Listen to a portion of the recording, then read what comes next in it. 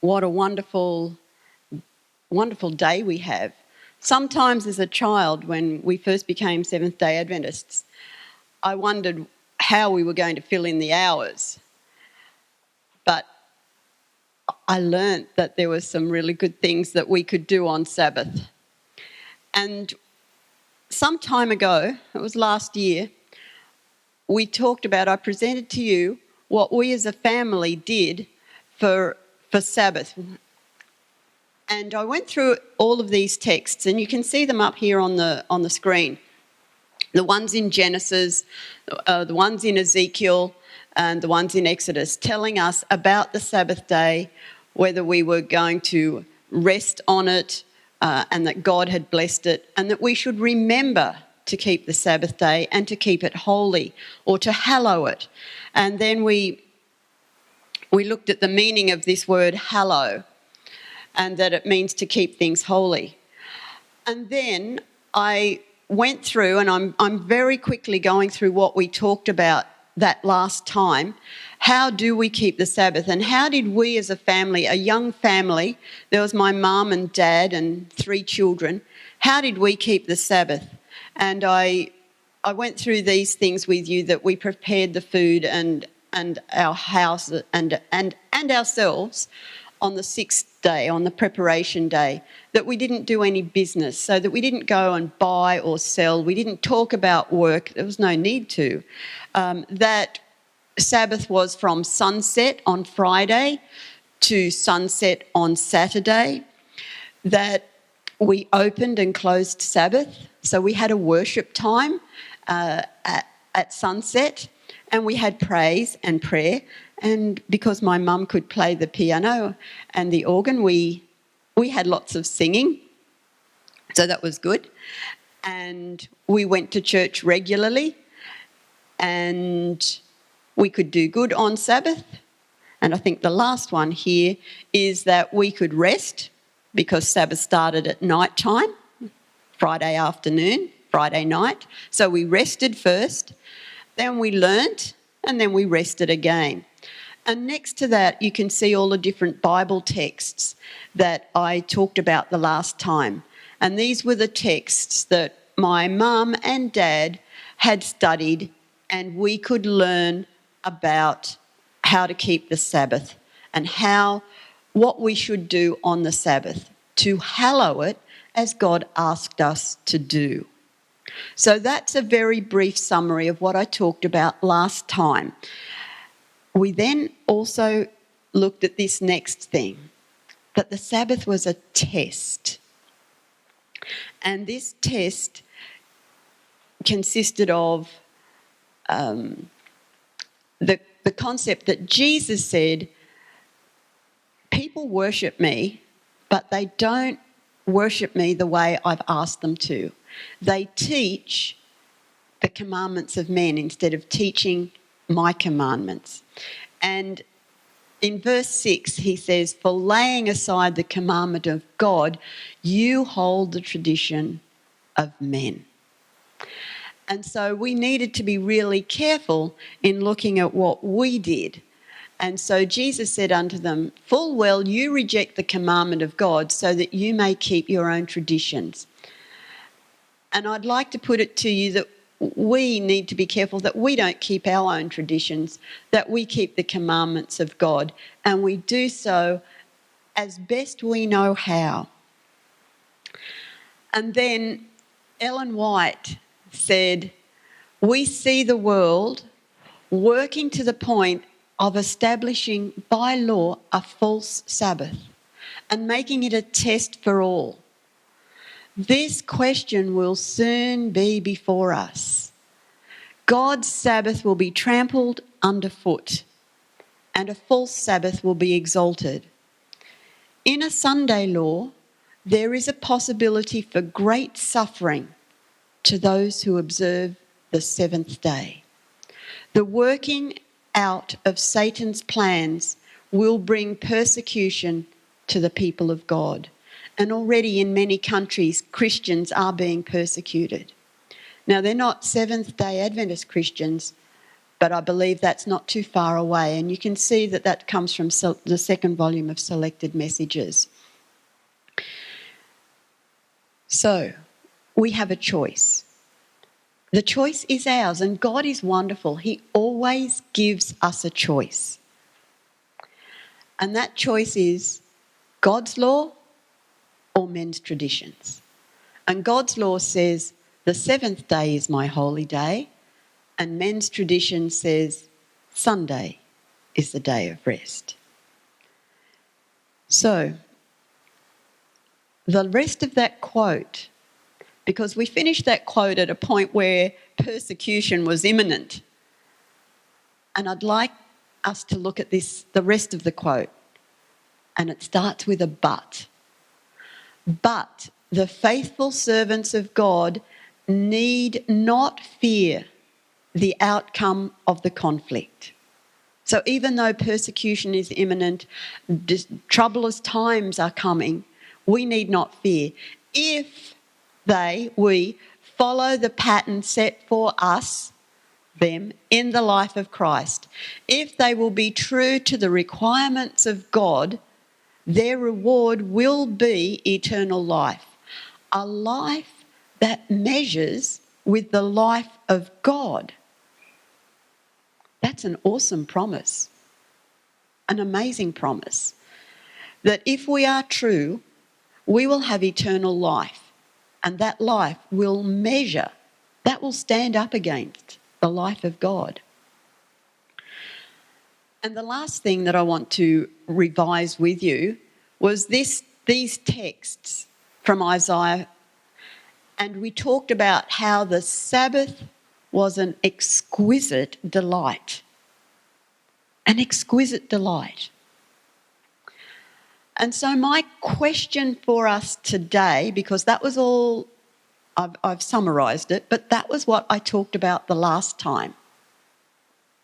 So my question today is, how did the Sabbath go from being this exquisite delight, a day in which we honoured God, a day which we kept holy, not that we made it holy, God made it holy, but a day that we kept holy. How did it go from that to having the majority of the world not even considering it as a day for worship? And that was my next question after I presented that information to you last time. I thought, how did that happen? And this is one of the major confessions of faith that we have here, the Westminster Confession of Faith. It's 1646. And this is what it says. He, God, has particularly appointed one day in 7 for a Sabbath to be kept holy unto him, which from the beginning of the world to the resurrection of Christ was the last day of the week.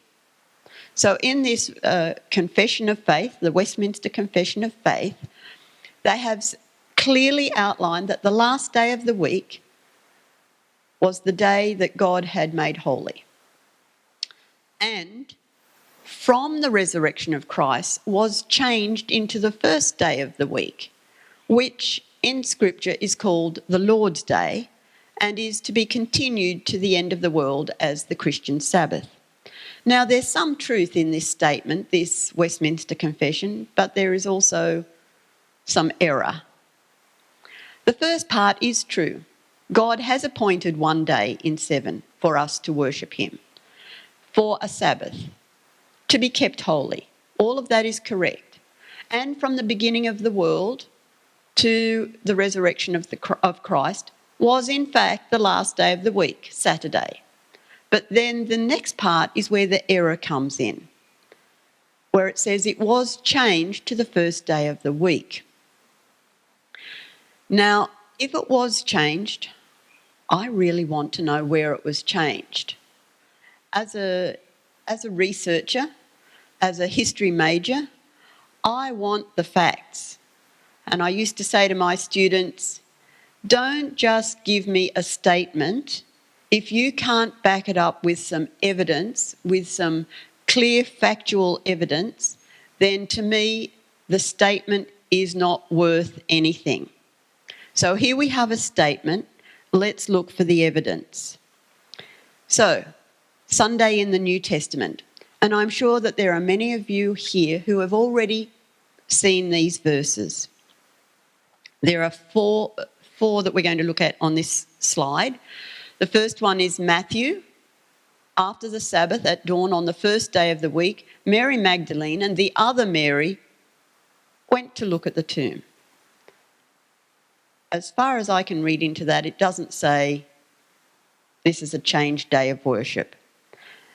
Mark has two references in chapter 16, verse 2 and verse 9. Very early on the first day of the week, just after sunrise, they were on their way to the tomb. So they were walking on their way to the tomb. In verse 9 it says, when Jesus rose early on the first day of the week. Once again, no indication of a change of worship day. Luke also gives us the same story. On the first day of the week, very early in the morning, the women took the spices they had prepared and went to the tomb. No indication of a day of worship. In fact, they were going to work. The work that had been interrupted on Friday afternoon at sunset when they had taken Jesus off the cross, wrapped him quickly, and now they were going back to do a proper job of making sure that he was prepared correctly for burial. So the first three Gospels don't give us any indication of a change of worship day. The next one is John. Very early on the first day of the week, while it was still dark, Mary Magdalene went to the tomb and saw that the stone had been removed from the entrance. Again, no indication that a day of worship had been changed. Then we get something slightly different here in verse 19 of chapter 20. On the evening, so all of these other ones have been in the morning of the first day. This one is now the evening. On the evening of the first day of the week, when the disciples were together, we could have something here. When the doors were locked for fear of the Jewish leaders. No, just a moment here. They're not here for worship. They're there because they're afraid. They're scared. They're worried because their leader has just been killed and the Jewish leaders could be coming for them next. This is not a good situation to be in, and they are in a room with the door locked. This is not an open invitation to worship. Jesus came and stood among them and said, peace. Peace be unto you. Shalom. So far, no indication in the Gospels of a change of worship day. Acts. On the first day of the week, we came together to break bread. Break bread means to have a meal. So they were eating. And Paul spoke to the people because he intended to leave the next day. But he kept on talking until midnight. I can promise you I won't be doing that because I know lunch is more going to be happening soon. And there were many lamps in the upstairs room where they were meeting. That little extra bit is there to tell you that it was a nighttime meeting, the first part of the first day of the week. So the first part of the first day of the week starts at sunset. So they were having a Saturday night meal and they were eating in an upstairs room that was lit by many candles. And Paul was talking to them because he was going to be leaving in the morning. So in the morning part of the first day of the week, he was going to be leaving. So far, no indication of a change of worship. Once again, we have another reference in 1 Corinthians 16, verses 1 and 2. And this is Paul giving the Corinthians some advice. Now, about the collection for the Lord's people, do what I told the Galatian churches to do. On the first day of every week, each one of you should set aside a sum of money in keeping with your income, saving it up so that when I come, no collection will have to be made. In other words, sort out your finances. This is not a call to worship. This is a call to get yourself organised so that when I come next time, you've got enough money set aside so that I can take it back to the people who need it.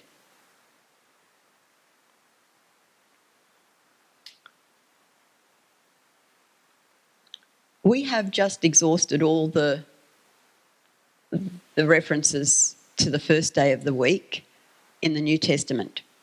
So now let us look at references to the sanctification of Sunday elsewhere.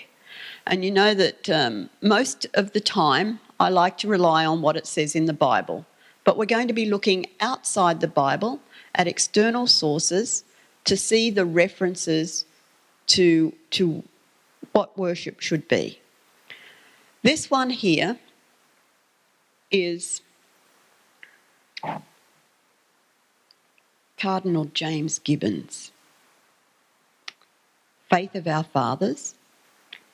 It was first published in 1876, and he says, "Is not every Christian obliged to sanctify Sunday and to abstain on that day from unnecessary servile work? Is not the observance of this law among the most prominent of our sacred duties?" So this is what we hear. And he continues, this is the Cardinal Gibbons, "But you may read the Bible from Genesis to Revelation, and you will not find a single line authorising the sanctification of Sunday. The scriptures enforce the religious observance of Saturday, a day which we never sanctify." So Cardinal Gibbons has very clearly stated in Faith of Our Fathers on page 72 that Saturday is the day the scriptures recognise, whereas his church sees that the observance of Sunday was more important because they will never recognise the sanctity of Saturday. And this happened quite a few years ago, in the 1800s. This particular version that I've read from is a 1917 version. It wasn't the first time that this has been said. And for those of you who have studied this topic, you will know that Emperor Constantine issued a civil decree. And the civil decree said, "All judges and city people and the craftsmen shall rest upon the venerable day of the sun." And there it is in Latin. You can see how he would have written it because he didn't write in English. "Country people, however, may freely attend to the cultivation of the fields, because it frequently happens that no other days are better adapted for planting the grain in the furrows or the vines in the trenches." And he wrote this, or it was published, on the 7th of March, 321 AD. So 1700 years ago, we have the civil decree mandating, a law saying that Sunday worship, that this venerable day of the sun was the day to worship. And so my question then was, well, what happened between John, who died about 100 AD, and Constantine, who is putting out this civil decree in 321? So there's just over 200 years here for things to change. Was there any evidence of change between John and between Constantine? And so I looked again to see what were the first references to Sunday worship in the historical writings. And I found one by St. Ignatius. He wrote an epistle to the Magnesians, and he wrote sometime before AD 140. We're not sure of the exact date because some people say that's when he died, some people say he died earlier than that, but that's the latest that he could have possibly written, about AD 140.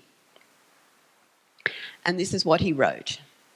Let us therefore no longer keep the Sabbath after the Jewish manner and rejoice in days of idleness, but let every one of you keep the Sabbath after a spiritual manner and after the observance of the Sabbath. So after observing it, let every friend of Christ keep the Lord's Day as a festival, the Resurrection Day. So St. Ignatius is the first one to indicate that they should worship on the Lord's Day, on a Sunday. Although when John wrote about the Lord's Day, he in fact was meaning the Sabbath. That's a different topic. We won't get into that one today.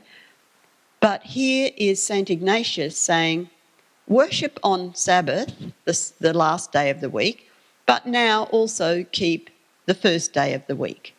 So 2 days of the week for worship. And it comes from page 9 from his epistle. Justin Martyr wrote what is called the First Apology, his first apology, and he wrote it to the emperor, to the senate, and to his sons, and he wrote about AD 150. And this is what he wrote. We all gather on the day of the sun. So he's talking about the worship of the sun on the day of the sun, Sun Day. And that comes from chapter 67 of his First Apology. The next reference I found was Barnabas, not the Barnabas who was with Paul, but a different Barnabas, the epistle of Barnabas, about 150 AD, this one was written. And he writes, wherefore also we keep the 8th day for rejoicing, in the which also Jesus rose from the dead, and having been manifested, ascended into heaven. Now, some of us might be a little confused as to what the 8th day is, but if you remember that the week has 7 days, and starting with Sunday as day 1 and Saturday as day 7, then the 8th day is again a Sunday. And so people said, well, we're 8th day worshippers, not first day worshippers. I'm not sure why they did that. The maths eludes me, but it was simply saying we're not worshipping on a Saturday, we're worshipping on the 8th day. The next person I found was Irenaeus, and he wrote a treatise called Against Heresies, and he wrote about AD 180. Now, Irenaeus was, once again, said that we should rest from secular affairs on one day of the week as a sign that Christians are called to permanently devote their time to God, and that if you were a moral person, then you would be worshipping on the Sabbath anyway. So here it is. This is what he says. Nor will he be commanded to leave idle one day of rest who is constantly keeping the Sabbath. That is, giving homage to God in the temple of God. The temple of God was us, which is man's body, and at all times doing the works of justice. So he's talking about the fact that you wouldn't be asked to do more than that. This man, Irenaeus, was a bishop in Lyon. Now, Lyon is in what we call France, but in those days was called Gaul. And so he was in France, but he did spend some time in Rome. And because he spent time in Rome, he would have been influenced by Justin Martyr, who also lived in Rome. They would have known each other quite well. So I've just got the reference up there where it actually came from. The next one is Tertullian, and his paper is called An Answer to the Jews, and he wrote this about AD 200. He said, "So also the observance of the Sabbath is demonstrated to have been temporary." Now, I'm not sure where he got the idea that it was temporary, but that was his indication that Sabbath observance was temporary, and therefore the more permanent one was on Sunday. Others suppose that the sun is the God of Christians, because it is a well-known fact that we pray toward the east, or because we make Sunday a day of festivity. So he's clearly referencing 2 days again, and at this stage there were many people who were worshipping on both Saturday and Sunday. They were seventh-day worshippers and first-day worshippers.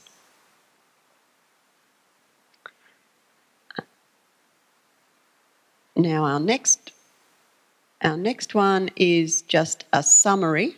So you can see this is the summary of the people I've just talked about: St. Ignatius, Justin Martyr, Barnabas, Irenaeus and Tertullian. I've also added the dates, or the approximate dates, and you see that little C in front of it all means it's approximately. And then I've added where they wrote from, or where they lived. Antioch, and we've heard of Antioch before. Asia and Rome, so this is Justin Martyr, Rome. Alexandria, Asia and Gaul, but I've already indicated that he spent some time in Rome, and Tertullian spent some time in Rome as well. And this connection of Rome and Alexandria is a very interesting connection. And I'll come back to that a little bit later. You will notice that I have not been able to find any record before 140 AD of references to Sunday worship. That doesn't mean they're not there, but if they're there, they're very hard to find. So what happened between 100 when John died and 140?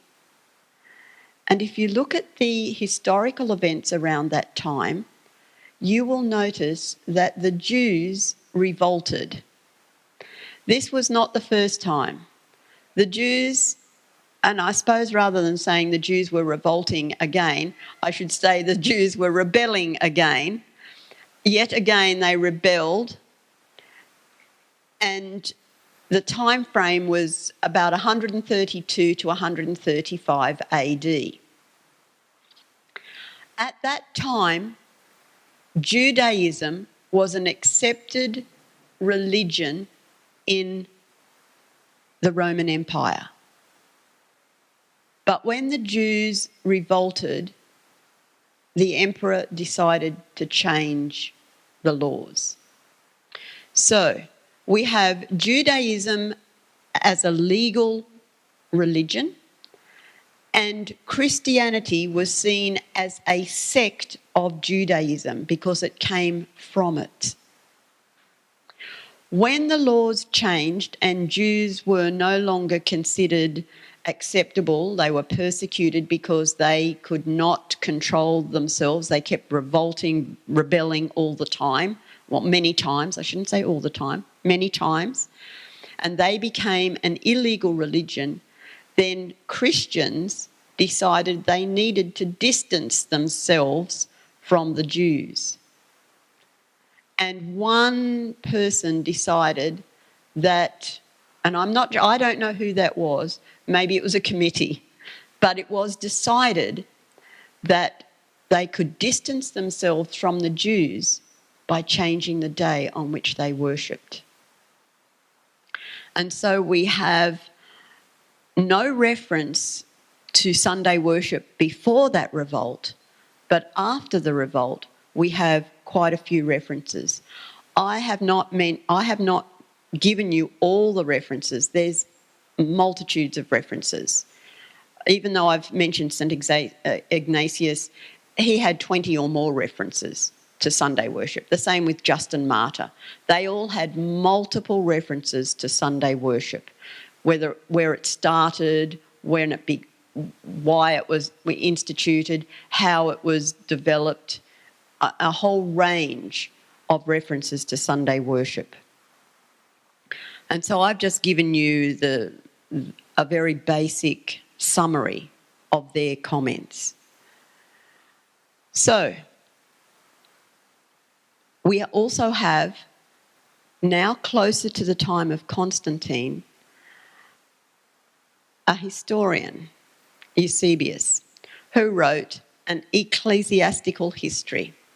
And in this, he says, in Book 1, Chapter 5, "They did not therefore observe the Sabbath, neither do we, nor regard other injunctions which Moses subsequently delivered to be observed in types and symbols, because such things as these do not belong to Christians."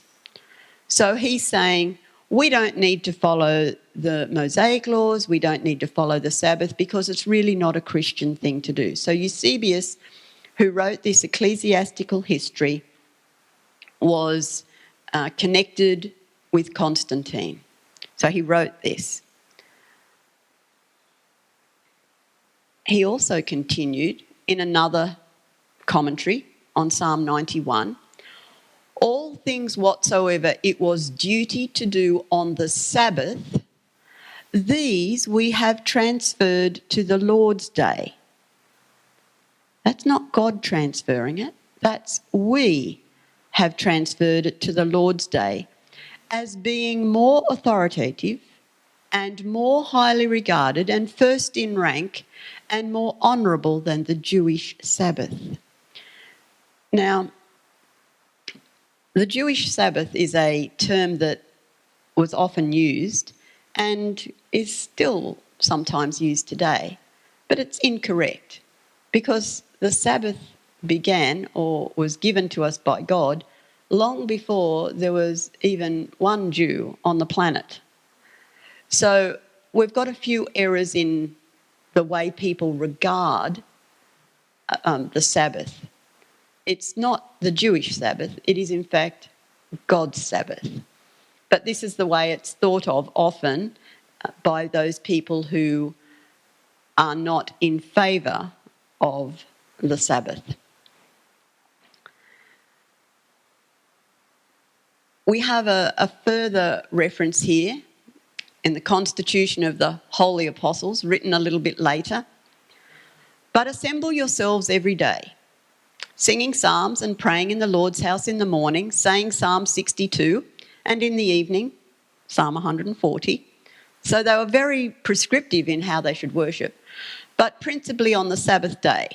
So even at this late stage, 375, they're still worshipping on the Sabbath day. And on the day of our Lord's resurrection, which is the Lord's day, meet more diligently, sending praise to God that made the universe by Jesus and sent him to us, let him suffer and raised him from the dead."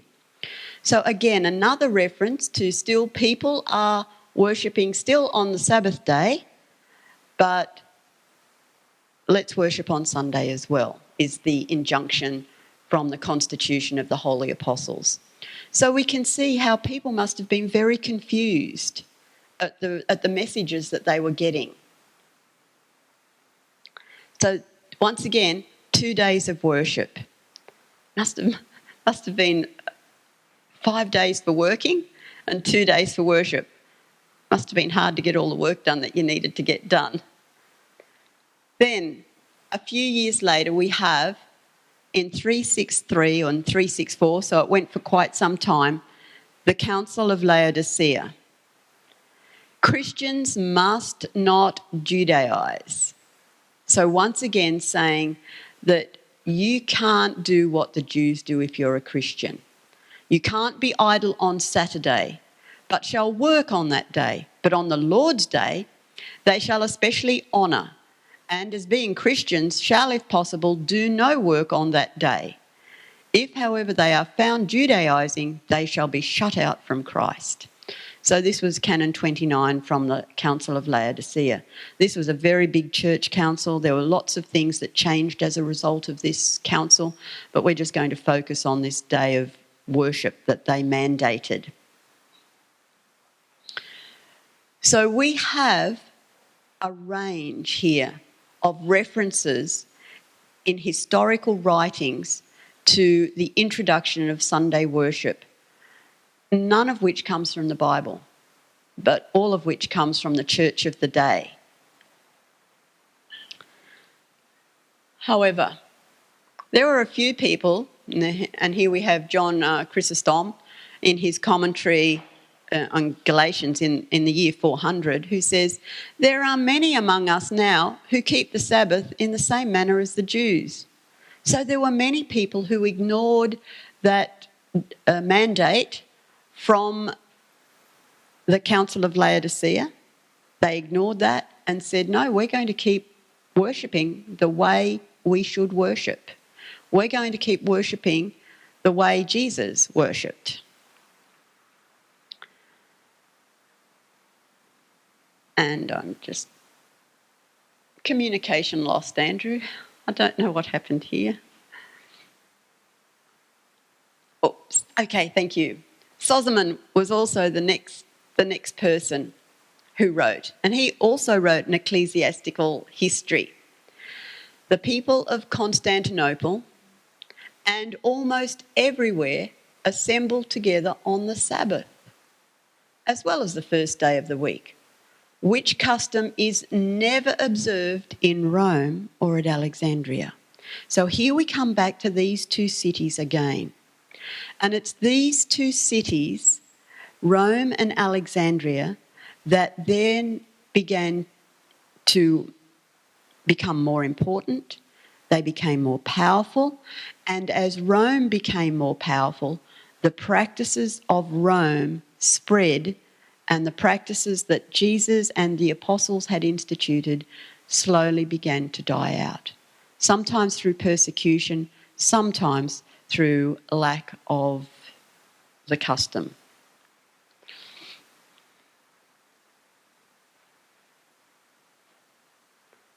My finger's not making it go where it wants to go. So, let's look again.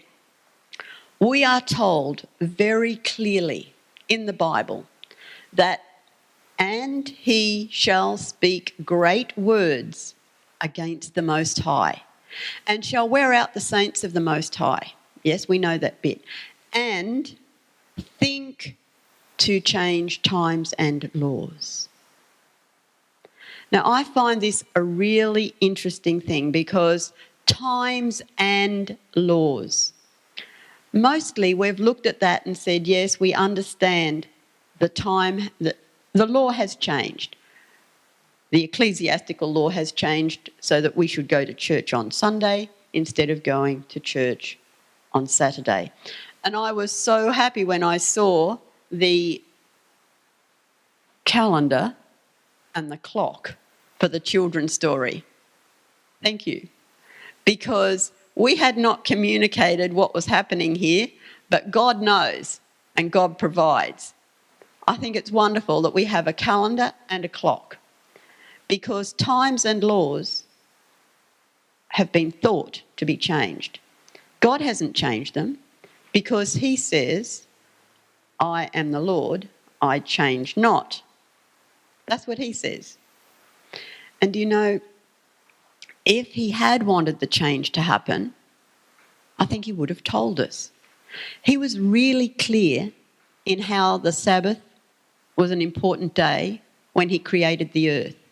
If he was going to make a change on that, he would have been really clear on telling us what that change was. But there is no evidence of a change.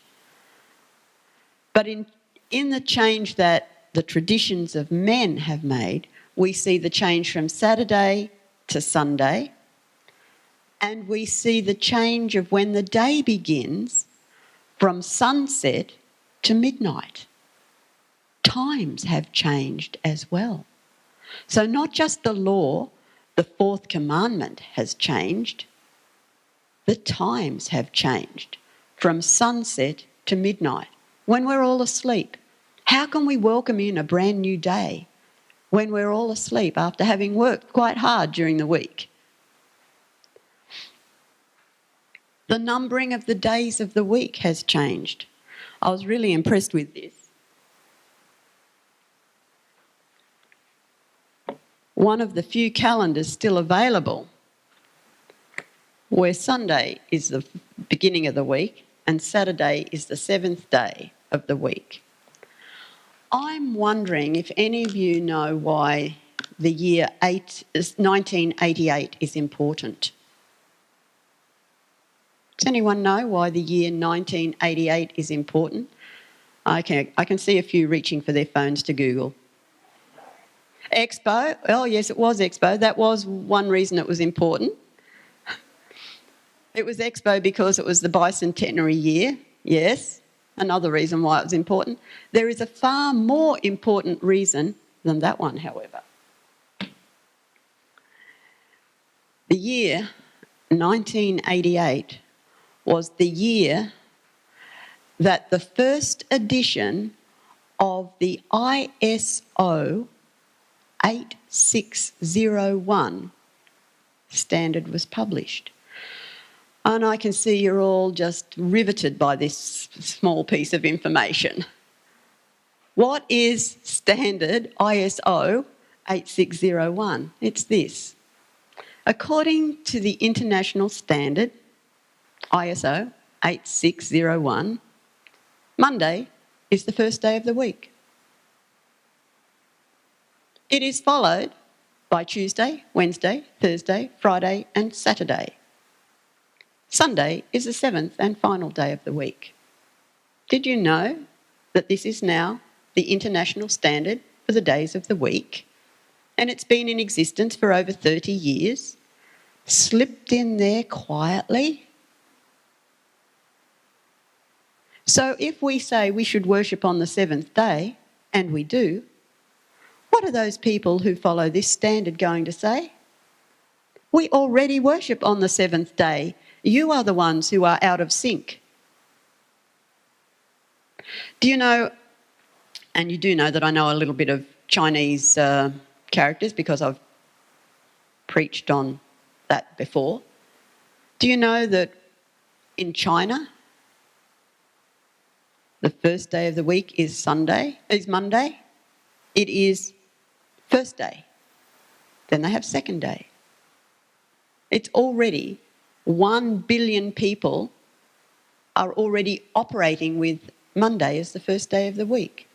There are many other places in the world where they do the same thing. And that's why I said it's very rare now to get a calendar that shows you Sunday as the first day of the week, because they're following this standard here, ISO 8601, that says Monday is the first day of the week. These are some of the references that I looked up to go through this. You can just see page after page after page of references. You know what? The Sabbath is still a test. But we also have a choice. What are we going to choose when crunch time comes? Because there will be a time when we are going to have to stand against the majority, against this. Well, it's here, it's in black and white, it's our standard. You're the ones who are out of kilter. You are the ones who have got it wrong. And it is going to take all our faith, all our courage and all our strength to remain true to the God of the universe, the Creator God, who said, the seventh day is Saturday and that's my Sabbath, and I would really love it if you kept it as a holy day. How will you stand in that great day?